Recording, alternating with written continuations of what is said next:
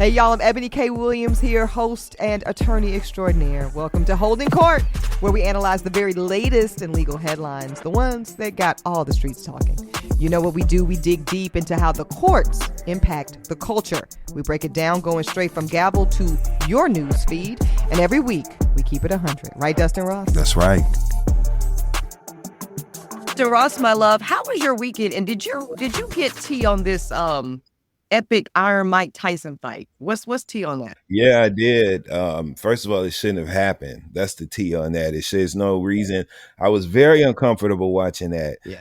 There's an arrogance that Jake Paul kind of traverses the boxing ring with that I don't like. Mm-hmm. And I didn't like sitting up watching this young white boxer fulfill his fantasy of beating up a black boxing icon champion, world champion. I personally didn't like the way that looked. Mm-hmm. I was hoping for Mike Tyson to obliterate and smash. You know, I really wanted to see blood, but I didn't see that. I think he held up, as well as we can expect a fucking damn near 60-year-old black man with extreme trauma to his body over years of boxing, right? So yeah, but I did watch it. I did not watch it. I wish it would not have happened either. Mm-hmm. I grew up in the HBO era. Okay. Mm-hmm. So it was always customary in my home growing up with Mother Gloria to have the popcorn ready, and it was prime time for the Mike fight at at the Ponderosa apartment. So my point I'm making is that's a moment. That's like you say, it's iconic. It's a core memory, quite literally. Yeah. And so to have that, like, I don't know, kind of like reduced, I think is the word I want to use, to whatever this spectacle was. We all knew it was probably going to be a spectacle at the onset because Mike is almost 60 years old. He's, admitted that he was damn near on his last leg, quite literally. But literally before he started training for this. So it just wasn't set up, I think, to put an icon such as Mike Tyson in a great light. So I spared myself from viewing it, and I didn't like the way it went. But it's kind of like this: to survive 10 rounds, 8, or whatever, well then you won. So we're gonna just do that. Oh, for sure. And anybody who says anything else, you ain't getting in the ring with him. Yeah, and I'm glad that he got paid. I'm glad he got what he needed. I think that's like a broader conversation for a different day. I really don't like, Dustin, that I'm having to see our icons have to still work. You know what I mean? Yeah. Like it's something going on money-wise and management-wise, and I'm not pointing any fingers or casting any blame. But even Denzel said that recently, like after he won his Oscar, his first Oscar, there was like 15 years where he was basically making movies to earn. Al Pacino wrote about that in his recent memoir. There were so many films he has taken, even in this latter part of his career, that weren't shit, but he needed the money. So, I think that's what we saw this weekend with Mike Tyson. Needed the bag, needed the money. He got it. Let's move on. He got 20 and Jay got 40, right? I think it was something like that. That's what I read. Which I also don't like, by the way. I scoffed and rolled my eyes. Yeah, who's watching that fight but for Mike Tyson? So what are we talking about? Anyway, I really had no anticipation of putting another Diddy Combs story on the docket, except for the facts keep facting. And so we had to kind of go here again, jurors, before we could even get to this hearing, which we knew was coming. Prosecutors said they got something to say about it. Last week's episode, Dustin and I laid out for you whether you like or don't like that they keep going up for these bail hearings. This is his defense team earning their keep and creating new arguments every time as to why he should be reconsidered for pretrial release, as is their job, right? What prosecutors say, wait a minute, pump the brakes. Now, this is fascinating, Dustin. Prosecutors are saying that Diddy Combs is actively trying to obstruct justice from jail, that he is reaching out to potential witnesses, and he is trying to influence public opinion. We all know he's set for trial May of 2025. So let's get into some specifics, though, right? We know that when they say he's trying to influence potential jury, I want to be clear as to what that looks like. Okay, so y'all remember it was his birthday, a couple weeks ago? Mm-hmm. Yeah. So if you remember his children, I'm talking about. Yes. Yeah, Quincy for sure. I think the twins, maybe. Mm-hmm. They all got into created a video to celebrate his birthday and yada yada yada. Well, the prosecutors are saying that this was all orchestrated by Sean Combs himself, and that he is proactively enlisting not only his family members, y'all, but his children. Let's just be clear. Wow. And some of them are minors, to help him carry out a concerted effort, a social media campaign with the very clear intention of influencing potential jurors in this criminal proceeding. That Sean Combs has deliberately encouraged his children to post videos from their social media accounts showing them celebrating his birthday, and that after the videos went live, Dustin, Sean Combs from jail monitored the analytics, engagement, likes, comments, and then sat with, I don't know, legal team, family, his people, and discussed the strategy. What worked in the video, what didn't work in the video, and what can we do in the next video. What does Dustin Ross think about this? I'm tired, and I just don't understand why. Two things. Number one, I don't understand why he did it this way, right? I understand his goal, but why? And number two, why are you doing it so sloppily, right? If you're going to put out a concentrated effort to try to sway public opinion, it shouldn't be traceable in this way. And number two, his children are getting on my fucking nerves. Christian Combs, okay, who is always dancing, even when there's no music playing, okay, and soft shoe jigging. I'm tired of him posting these videos saying that he would, and maybe this, I'm sure this falls underneath that net of things that he shouldn't be doing to try to garner public support or whatever. Christian posted he made a post saying that he was going to post good things that his daddy done. He's tired of everybody down to his daddy. He's going public with this girl and being seen and photographed out at dinners and in clubs. It's just all wrong. It's all wrong, and it's not helping. And so I believe two things are happening here. Number one, I believe every word that they said when they reported that he's doing that. And number two, his sons are young and dumb, and they don't have life experience. And Christian and the twins have lost and Quincy have lost their mom. Yes. So there's no other parent there guiding and offering suggestions and helping them make smart decisions that don't read as immature and sloppy. Yeah. It's a very serious case going on. People need to be serious, and them kids need to shut up and go into hiding. That's what I believe. I agree with all that. And I want to say what's flagged for me on this. So for those that want to hold out the space for Puff having moral redemption, this type of shit sets it back. Okay, I'm gonna tell you why, very specifically. Now, I've been a parent for about 15 seconds. Don't worry about that. You're a beautiful, bouncing baby girl. That's right. But I'll tell you what I already know. And I didn't need to be a parent to say what I'm about to say. I just want to be very straight up about it. But I will say it's even more so true now that I have bought life earthside in this way. And now that I am responsible for life earthside in this way. If I was up to some shit, Dustin, the first person I would instruct with veracity to stand the fuck down? The one you holding right now. Uncle Dustin and Auntie so-and-so and so-and-so fight this fight. You stay your motherfucking little ass over there. That's you right. are far removed from even the appearance of collusion or impropriety. Liberty Andrea Williams. That's right. That is the first person. I don't care if I'm even right. I don't care that I'm right. I don't care that I'm innocent.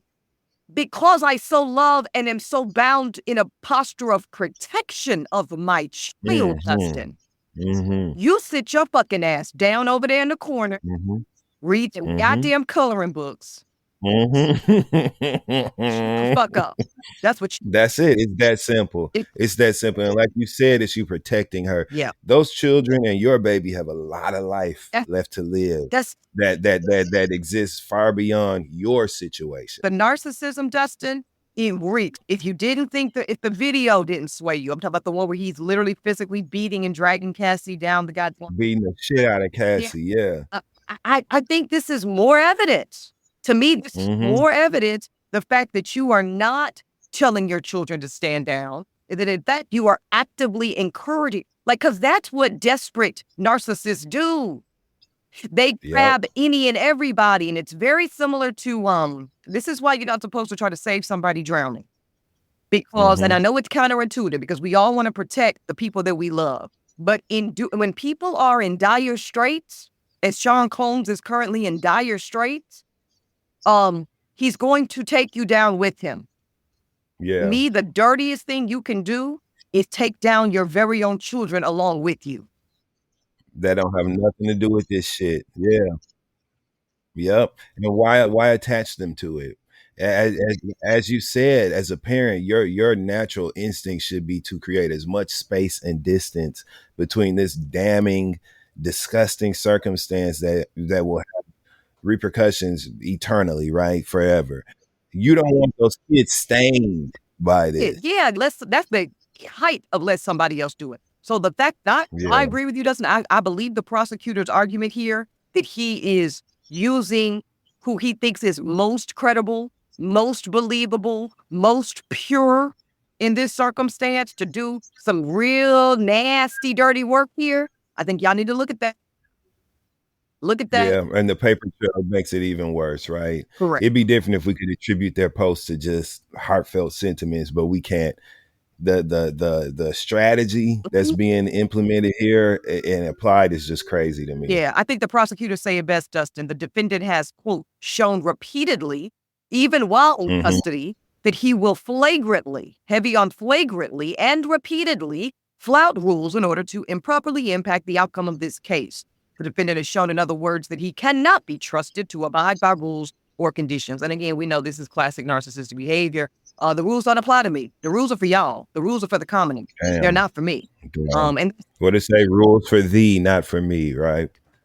Right. Watch what I say, not what I do. Okay. So that's it. I do want to talk about this for a second. So we'll know more about this. This third bond hearing is set for later on this week here in Manhattan. I expect it will be denied. I thought it was going to be denied anyways, Dustin, when we covered it last week. But now that the prosecution has created a substantive retort to the ask, it's even more so likely, that this is going to be shut down for a third time. And if these phone records that the prosecutors are now putting in play here just to defend the ask for bond again, it could have been used at the merit trial. All this stuff, everything he's doing right now, Dustin, pre-trial, can and likely will be used against him in May. Damn. In May of 2025. Why would you even be trying to strategize illegally like this behind bars? If you have money and things are far reaching like that, get it done. Like, that's my point. I'm not encouraging anybody to commit a crime here, but I understand him trying to make an effort to make things go in his favor. Why are you in jail paying niggas like Kalina Harper? Yeah. Who no one gives a damn about what she has to say. She's already shown her ass years ago and got thrown off of Love and Hip Hop. Okay. She proved herself to be a liar back then. Why her? That's what I'm saying. If anything, like, why are they taking these sloppy, swipes and attempts at some sort of, I just don't get it. It's just way too sloppy. And that part is insulting. In addition to the disgusting, heinous nature of the shit that he's done, the fact that you are just sloppily trying to pull the wool over these people's eyes is crazy to me. Yeah. So we're talking about a compound offense, right? We're talking about the underlying charges of racketeering, sex abuse, and all of that, right? Horrible, heinous. And we're talking about, like Dustin's naming, the sloppiness of it all. And then I'm going to add this reprehensible parental play here. Yeah. Whether you guilty or innocent, my child shall not know about it. Eboni, say it as a mother. Say it, Eboni, as a mother. I'm sitting here. Mother, put your ass down in the corner. Let grown folks hear they want folks business. I wish the fuck you would. Girl, I snatched you. Like mama used to do it. Call the phone company and cut your shit off. Okay. Don't you still hand the bill. You know what it is. Call cellular so quick. That's right. Remember singular? Singular wireless. Hell yeah. Go. Don't worry about it. All right. That's old school, baby. You got to be grown to know about singular wireless. Yeah. 3 after 7 p.m. But listen, so your friend, I'm gonna call her out. Your friend, Miss Natalie, We was Hey, Natalie, baby. So 2 weeks ago, and Nat was just trying to be funny. And she was like, "Oh, child, I would love to be on this puff jury. What we got to do? It's about time for me to get called for jury." And we're trying to be funny and trying to be messy. You know how she do. Say, I said, okay. I said, keep playing and be real careful what you wish for. I said, because if you or whoever is selected to serve on this puff trial jury, you know your life is not going to be yours for a good 2 to 6 months. And this was before we knew what we know now, Dustin. I said, it's likely that whoever is selected to serve on that jury will be sequestered. I said, oh, that means you're going to be literally taken into likely a hotel room. Right? No phone. Yes, be made to live there for the entire duration of the trial. And the reason why is this kind of shit right here. They want to try to ensure as best as they can, they being the federal government, that you are being sheltered and protected from any influences whatsoever. They don't want you watching the news. They don't want you reading the newspapers. They certainly don't want you exposed to social media. And they don't want you talking to the people in your home and neighborhood and community. In fact, they don't really want you talking to the other jurors. But when you're talking about these high-profile cases, I get it. We all want tea. We all want mess. But when you are selected to serve on the juries of cases like this, you better ask the jurors that served on OJ, and OJ's trial last year. Yeah. So that's a year of being away from your family, your job. Many people lost their jobs, So I'm just telling jurors, because a lot of jurors don't know about this life. When you are selected to, and it's very important to do your civic obligation of jury service, but don't be running to these high-profile trials like that, thinking it's going to be all fun and games and entertainment. There's a real consequence to serving on these juries, and the likely scenario is that you will be sequestered. And I just want to give y'all a little factoid, a little history nugget. It didn't originate here, but one of the great examples of where jury sequestration was effective, of course, is in the case of John Gotti. Now, we know they used to call him, before they applied it to, who is about to be back in the White House, that Teflon Don lady. That's what they used to call John Gotti, because he kept getting charges, kept getting hemmed up, and kept on beating him, kept on getting not guilty. Well, turns out he was getting not guilty, likely because the jurors were being reached. They were being, quote, gotten to. They were being enticed, persuaded to find him guilty. They were being influenced, absolutely, period. And so after the feds got wind of it, they started sequestering the juries. And all of a sudden, John Gotti, who ultimately was charged with 5 counts of murder, conspiracy to commit murder, racketeering, obstruction of justice, tax evasion, gambling, extortion, etc., he was finally found guilty in 92 of all 13 charges. Now, this is after he was found not guilty of everything, and all of a sudden you found totally fucking guilty. What's the difference, Dustin? The jury, you know what it is. The jury was protected. So I'm just saying, for the record, don't be surprised when we see this Sean Combs jury, when they are sat in 2025 in May, they will likely be sequestered, especially with accusations from the prosecution already saying he doing this kind of fuck shit. Yeah, that's a lot, and I don't want no parts, baby. So, Natalie, you on your own with that one. I don't want nothing to do with it. Let Natalie do it. Okay, no problem. Yeah. And don't worry, by the time I told her all this tea, she was like, "No, I'm good. Let me catch it on Spectrum One." I ain't gonna lie, is it just me, Dustin? I actually find myself really enjoying Spectrum One news these days. I have always, New York One, Spectrum One, I've always loved that local news channel. My sister was just harassing me the other day, telling me I was old for enjoying. I have always loved New York. The best segments. You ain't alone, E. Okay.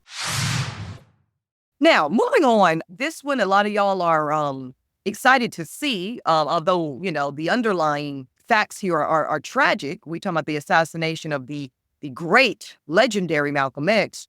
But many of us are happy to see Malcolm's legacy. His daughters are bringing suit. They're bringing a civil lawsuit against the CIA, FBI, New York Police Department for the wrongful killing, the assassination, and murder of their father, Malcolm X, by lead attorney Ben Crump. Shout out to Black America's Attorney General, Brother Crump.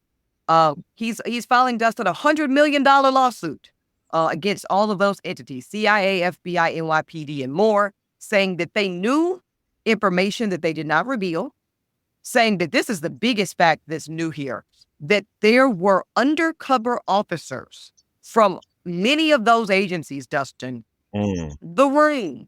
And when I say in the room, was it 165th Street in Manhattan, where Malcolm was shot, killed, and assassinated that day in February of 1965? This new lawsuit, Dustin, says that there were undercover officers in that ballroom when Malcolm was killed, and they did nothing to protect him. They knew about it. Yeah, they knew about it. They knew it was going to happen. And they sat on their hands as this Black American civil rights leader, an icon of people and human rights, was murdered and assassinated. Yeah, I just hope they hurry up. Yeah. Very nervous about this litigation extending into the new administration. Yeah. And I wonder why, with that coming up so closely, they waited until now to kind of pull the trigger on this. But I wish them all the success. Yeah, and that's a question a lot of people are asking, right? Why now? Because at least since, so let's go back in history for those not as familiar. Back in 2021, which wasn't that long ago, but it's been a few years, two of the men who were originally prosecuted for Malcolm's murder were exonerated. Okay, so back in 2021, two of the three men convicted of Malcolm's murder were exonerated after investigators got more information, revisited the case. Turns out, shock, people were lying and withholding evidence. If you want details about this, check out Netflix has a pretty good doc, Who Killed Malcolm X. So we've known more than we used to know about the murder and assassination of Brother Malcolm for a few years now, right, is the point.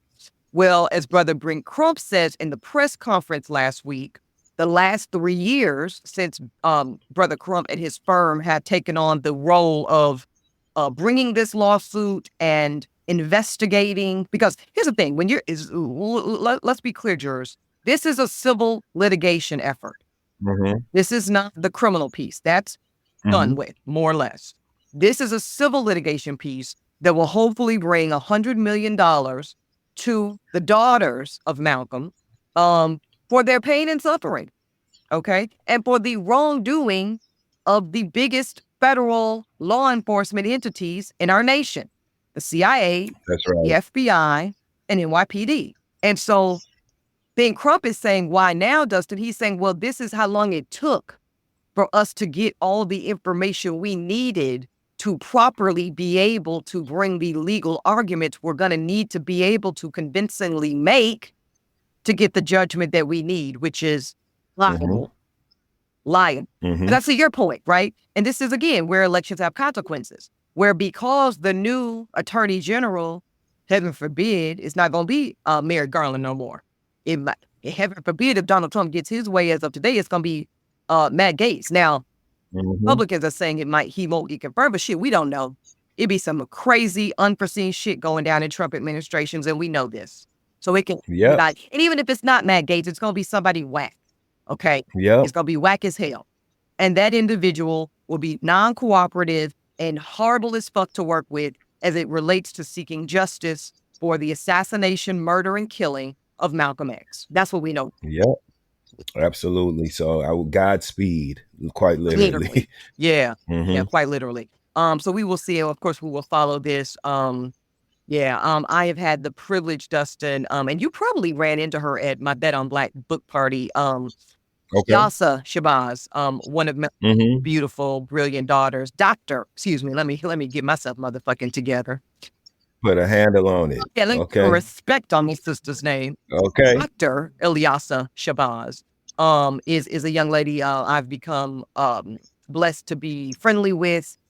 Powerful sister, brilliant professor, wonderful, wonderful community leader, along with her sisters. And my God, I really, really want justice for them. It is the very least, I'm talking about the least that they deserve because they were there.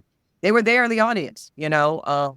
Betty, their mother, Dr. Betty Shabazz, was pregnant, twins, and the other. My God. I mean, can you imagine your whole life never even having the ability to be in real relationship with your father because the government, of course, there's the nation and there was this and there was that, but also the United States federal government being complicit. And come on now. And this is something that you keep hearing about. This is not like it was an isolated conversation, right, amongst just them and their family and friends.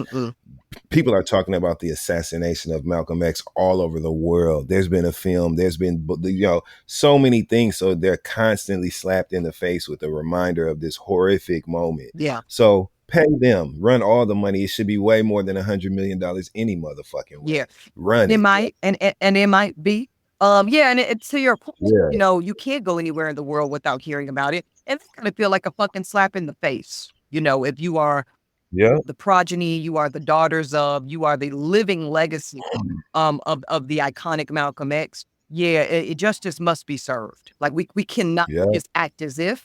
And I'm really, really glad to see. I don't care. And that's the beauty of the federal government having a statute of limitations on murder. This is like most other crimes, this would have been prohibited by statute of limitations. Oh, it's been 30 years, it's been 40 years, it's been 50 years, it's been 60 years. I don't give a fuck. Murder has no statute of limitations. So we will for now, because there is no such thing as stuck law. That's gonna be a life quote of Holden Court. And so for now, let's proceed accordingly. Who's also proceeding accordingly, and we're kind of covering this story, jurors, in advance of, because I do see in short order some litigation is probably going to come of this next case from one side or the other or both. I'm talking about Myelle Organics. Y'all know it's a hair care company, a beauty brand, Black founded, for the majority of its existence, Black owned. It has recently been sold to Procter & Gamble. We'll get to that nuance in a second. But the company, Dustin, Myelle Organics, is under fire, at least on social media. Every YouTube content creator, that's really in this space. Not every, let me not say that, but let me say many. Create videos alleging that now the Myelle Organics products, especially, I believe one of the scalp oils, is causing their hair to fall out and is causing damage to their hair. Now, many of them are saying that this only started once the Myelle products were sold to Procter & Gamble. They're suggesting that there's been some changes in the formula, yada, yada, yada, yada. Now, let's be clear. The company itself has denied these accusations. Myelle is saying that there has been no change in formula. There has been no change in products. But the onslaught continues, Dustin. One customer by the name of Courtney Brown says that she was using the Myelle products as early as 2016. And she says that recently she noticed a whole lot of her hair falling out in clumps. If y'all look at the videos online, you'll see people at least purporting to show examples of this. Another customer named Jade Robertson told an outlet that she began using the Rosemary and Mint collection back in 2022. And she was noticing that her edges were thinning out.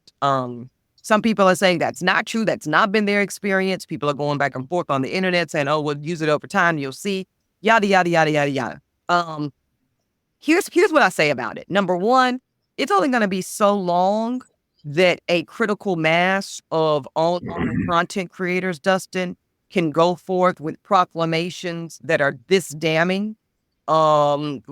Before there's going to be some talk by Myelle and or Procter & Gamble that said we need to threaten litigation around slander and libel.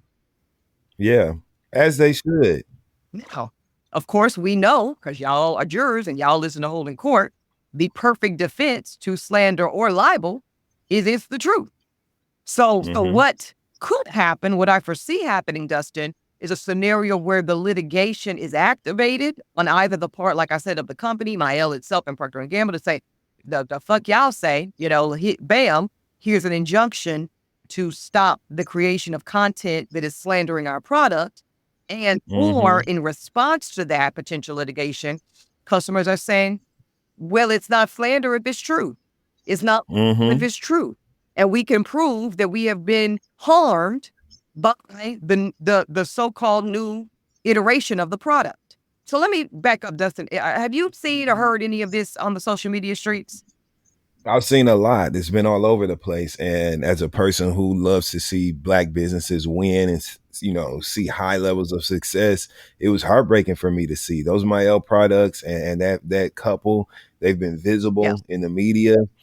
People are proud of that brand and what it has done, and it had gotten great reviews. So to see this drastic uptick in negative shit that people had to say about it, and see people basically disparaging this business, if those claims are unfounded, that's fucked up. Yeah. You know what I mean? And if they are legitimate claims, then something like this will force the truth to come out on either side, just like you said. I agree with that. And so that is why this is good motion for this situation. Let's get to the truth and let the truth come on out. Let the truth come on out, and then we can deal with it accordingly. If there's an issue with the product, okay, well, then maybe this could be a point of correction. If there's no issue with the product and this is just some bullshit, then people need to shut the fuck up. Now, that's right. There's a subtextual conversation, though, Dustin, which is saying that some of this, if not all of this, backlash, negative talk about Myel, will coincidentally coincide after the Black-founded company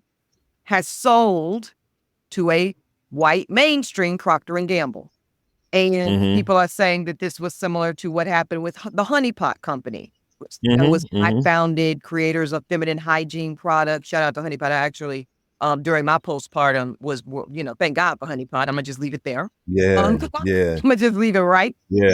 But happy to have more conversation if you guys want to at Honeypot. But that's a lot of people were upset with Honeypot when they sold to a mainstream distributor, publicly traded company. And then some of us are old enough to remember when this same kind of went down with Lisa Price and Carol. So if you're not tracking what I'm laying out here, is that there has been a historical pattern, even in recent years, of when Black-founded, originally Black-owned companies get to the point in their journey where they are acquired by, where they sell to huge mainstream white companies, whether it's Procter & Gamble, L'Oreal, you name it. General Mills, anyway, whatever. There's a portion, Dustin, of Black community and culture that says, well, that is, now you've sold out. Now you have abandoned the very thematic cultural buy-in that was attractive to us as consumers. And some people say this might be a form of punishment. This is the fan base and the consumer base attempting to punish, in this case, Myel, for, quote, selling out. I want to just get your take before we go further on that narrative.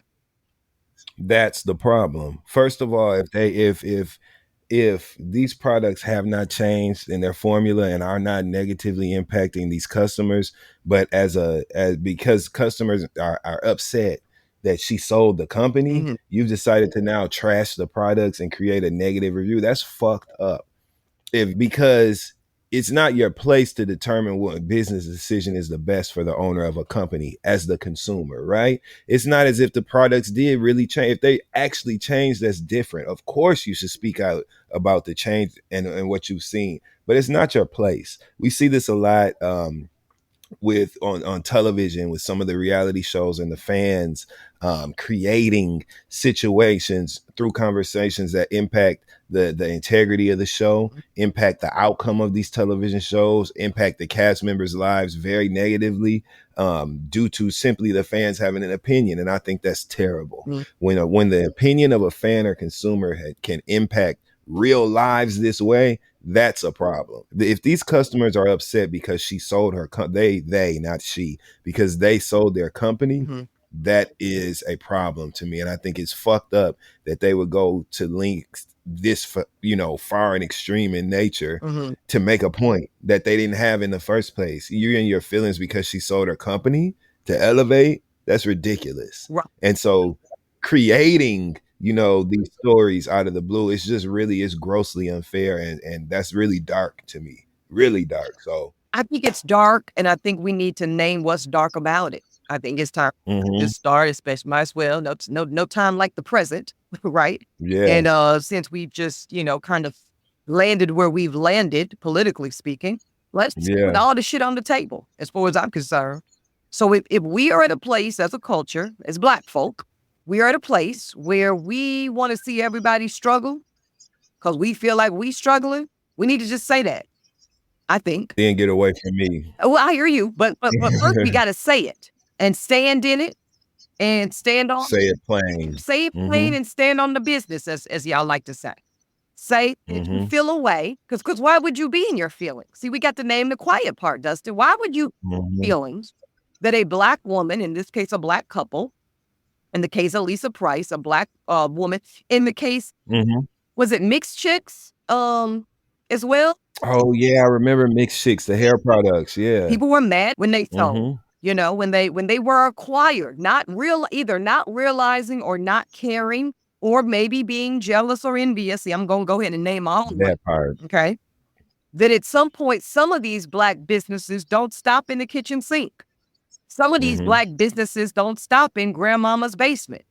Some of these Black businesses really do stand against the odds and feed at a higher level that put them in position for multi-million, billion-dollar acquisition deals.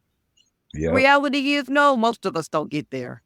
Most of us don't make it there, but some of us do. And I'm trying to suspect, Dustin Ross, that there is a part of the culture that resents that level of exceptionalism. I do. I do. And I'm not saying everybody. And again, if the product is fucked up, we should name that. It'll come out in the wash. But if it's not. Right. If it's not that, and this is folks feeling away because they feel that the couple behind Myelle Organics, or they feel that Lisa Price, or they feel that the lady Beatrice of Honeypot need to a posture of struggle, because let's be clear, don't think any of these fucking Black companies are just out here getting it easy. Even the ones that are great, even the ones that y'all are recognizable and highly visible.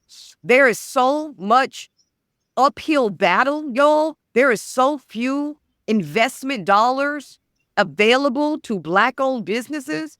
I mean, the numbers will blow your mind as to little capital is accessible and available to Black-owned businesses. So the fact that these companies, Honeypot, Myelle, Mixed Chicks, what have you, have overcome all odds to be even in position for acquisition, they get acquired, and then you've got a narrative that now says, oh, well, you know, once that happens, the very thing that propelled it into desirability goes away.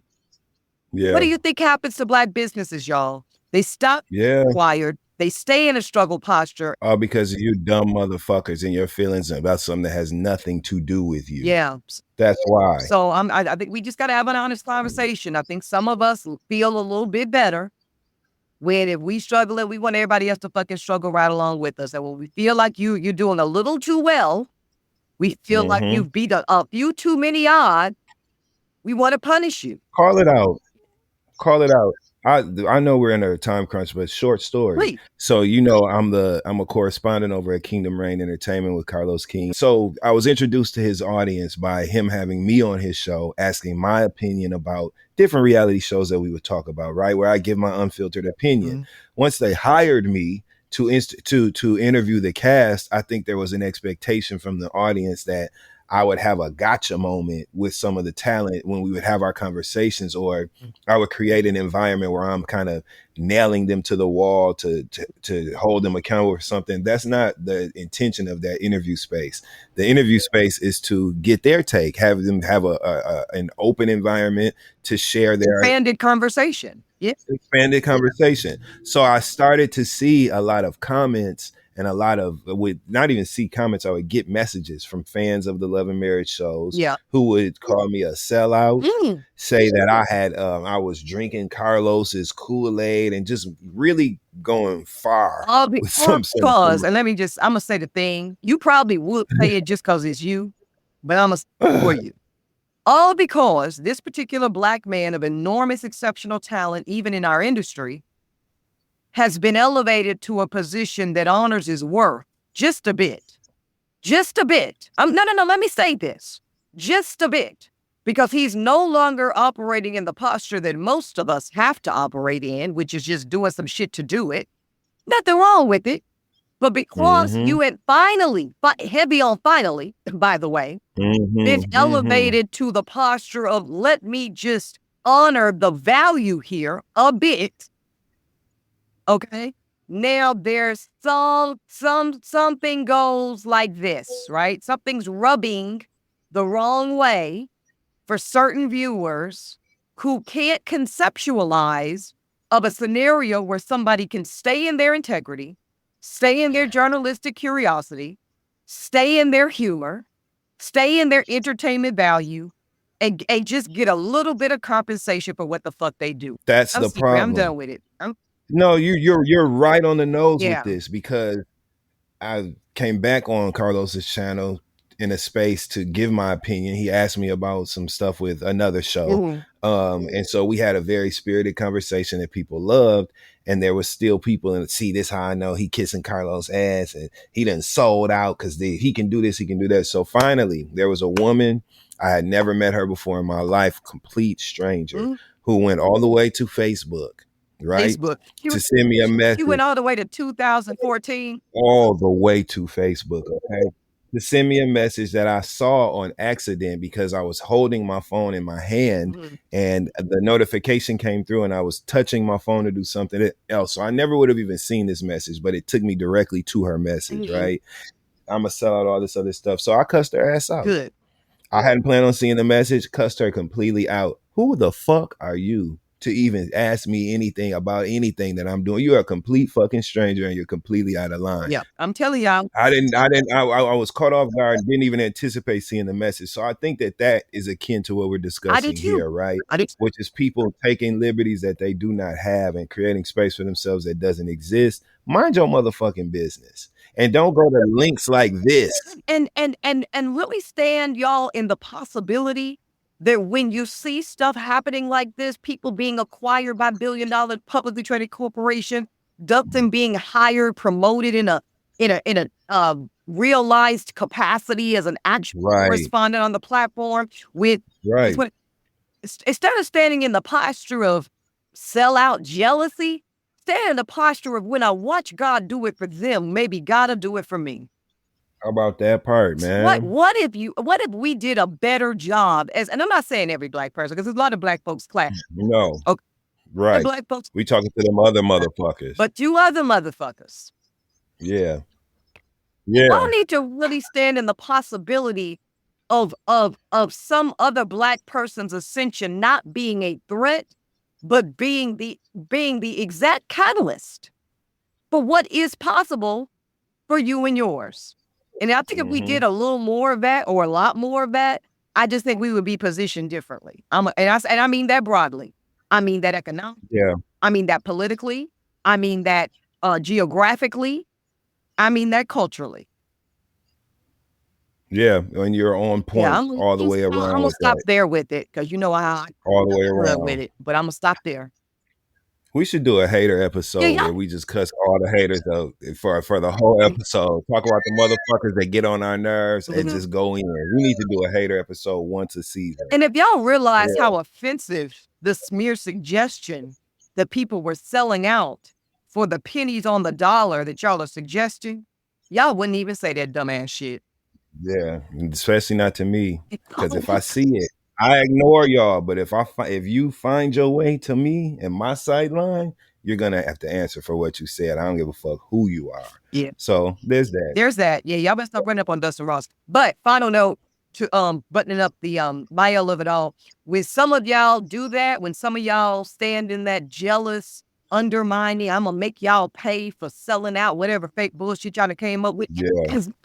The point of all businesses, black owned or otherwise, is not to build the business to the point of acquisition.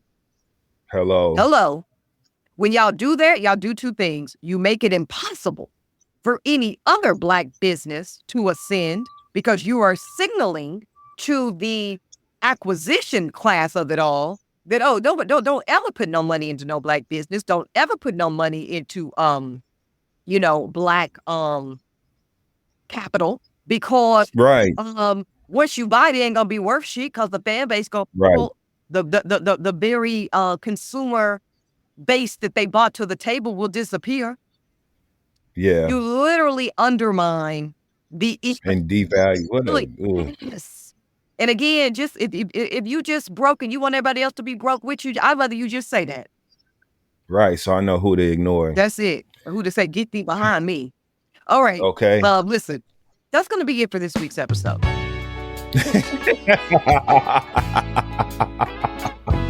And it's a lot. Okay, you listen again and break it down. We're going to end on a particular note today. That's right. We're going to end on, if you want everybody on the struggle bus with you, just say that. And if you don't give a fuck about your kids and you're ready to take them down with you, just say that. Just say that too, so they can get away from you. God bless them children. God bless the children that had it all. Okay, y'all. Hello.